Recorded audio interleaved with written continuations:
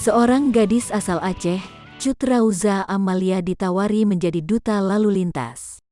Hal ini terjadi setelah fotonya viral dan muncul di bodi truk bagian belakang.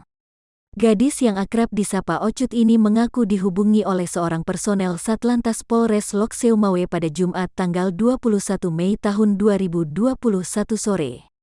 Ia diminta untuk menjadi duta lalu lintas setelah fotonya yang sering muncul di bodi belakang truk viral. Gadis berusia 20 tahun ini pun akan dilantik menjadi duta lalu lintas pada Minggu tanggal 23 Mei tahun 2021 sekira pukul 10 waktu Indonesia Barat di Polres Lok Seumawe.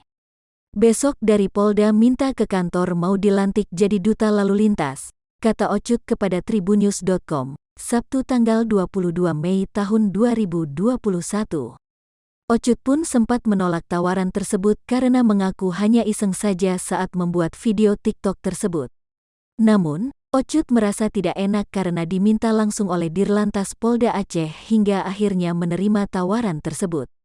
Sebenarnya bukan mau atau enggaknya sih, cuma karena yang ngundang katanya Dirlantas langsung, jadi ya udahlah, ungkap Ocut.